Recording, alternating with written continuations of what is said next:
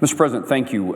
Just a month ago, I was here on the Senate floor talking about the struggles of a number of Kansas veterans as they attempted to utilize the Veterans Choice Program that Congress passed now nearly 2 years ago. That program is being implemented by the U.S. Department of Veterans Affairs. We looked for many opportunities to try to provide better service, more efficient service, more timely service to our veterans, and Congress ultimately came together and passed the Choice Act.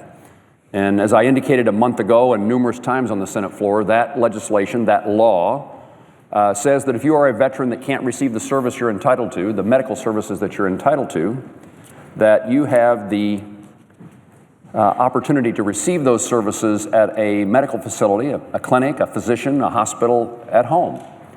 And as an individual senator who comes from a state as rural as most, more rural than many, and certainly as rural as the president's home state, the senator from Missouri's home state, we have a real interest in trying to make certain our veterans who live long distances from a VA hospital can access that medical care. And I thought we took great satisfaction in the passage of that legislation. I certainly did. What we've discovered since then is its implementation has been one handicap, one hurdle, one bureaucratic difficulty, one challenge after another. And while maybe it's difficult for the Department of Veterans Affairs to implement this legislation, they are the ones who ought to suffer the challenges of doing so, not the men and women who served our country. And during my conversation on the Senate floor a month ago, I talked about, as I said, a number of veterans in Kansas, called them by name. One of those was Michael Dabney, a Kansas veteran from Hill City, Kansas, in northwest Kansas, out in the part of the state that I grew up in. A piece of good news is that Mr. Dabney is eligible for the Veterans Choice Program because he lives more than 40 miles from a VA facility. So Mr. Dabney qualifies under that choice program, and Mr. Dabney needed surgery and elected to use the choice program. There is a community-based outpatient clinic hosted by the VA in Hayes, which is about an hour away from his hometown. He was receiving care and treatment there. Indication was he needed the surgery, and they suggested that he travel to Wichita, another couple hundred miles, for that surgery. But Mr. Dabney suffers from PTSD and indicated that he didn't feel comfortable, capable of traveling that extra 200 miles to receive the surgery. And his primary care provider at the outpatient clinic in Hayes then indicated to him, well, you live more than 40 miles from a facility, you qualify for the Choice Act, you can have these services provided, this surgery provided at home. And Mr. Dabney elected to do that. So rather than driving another 200 miles for surgery in a city far away, he had the surgery performed at home. That seems like the way this is supposed to work, but the end result was that, according to the VA, he didn't receive pre-authorization. So his primary care provider telling him that he qualified for the Choice Act, him getting the service at home, he then started receiving the bills for that service. And he then, in frustration, contacted our office, and the folks in my office, like in yours, who work to solve these problems, went to work. And here was an example that I thought we could be successful in solving. The record clearly indicates that his primary care provider, his primary VA care provider, indicated he should utilize the Choice Act and have the services, the surgery, provided at home. He did so, and the VA then declined to pay for those services to the provider, and he began receiving the bills. So we went to bat for Mr. Dabney, and despite our efforts and despite his efforts, he has been told that those bills are due and to be paid by him because he didn't get pre-authorization. My point being today is that the Department of Veterans Affairs ought to be the department, the federal agency that bends over backwards to help our veterans. And I remember when the current secretary testified before our Veterans Committee in his confirmation hearing, he indicated that he was going to run the department in a way that was all focused on meeting the needs of veterans.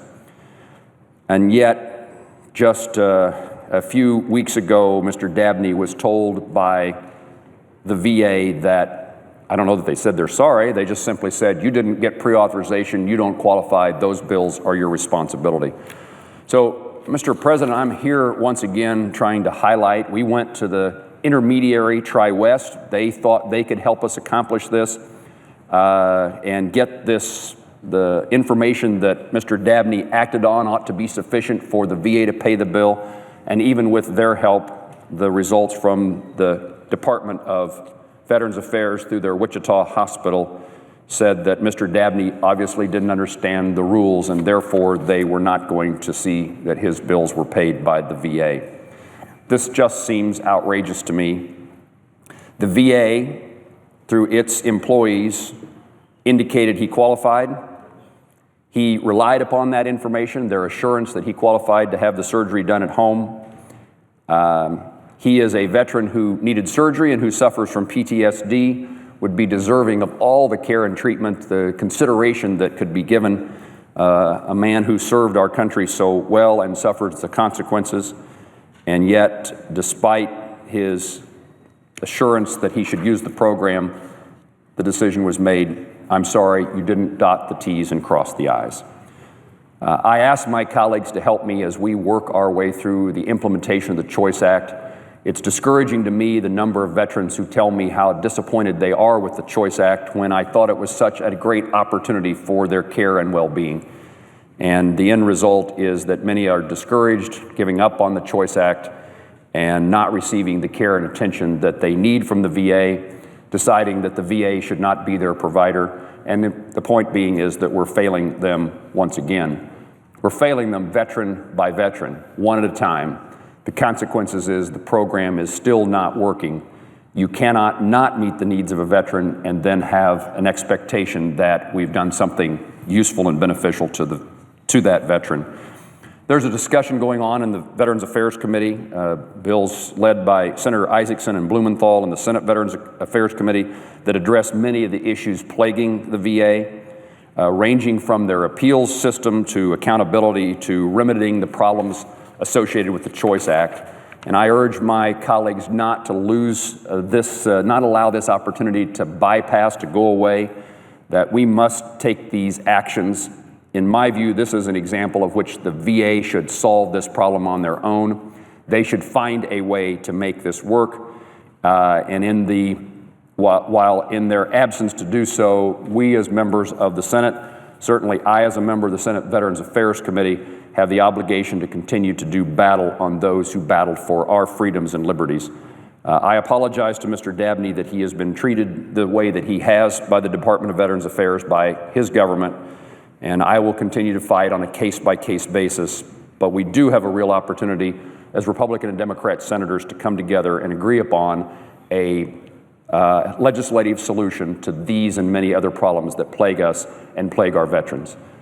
So I simply am here to make the case, hopefully to the Department of Veterans Affairs, that they would again find a way to care for this man who served his country, and also to ask us, my colleagues, to work together to make certain that in whatever ways legislatively we need to act to meet the needs of those who served our country, we do so.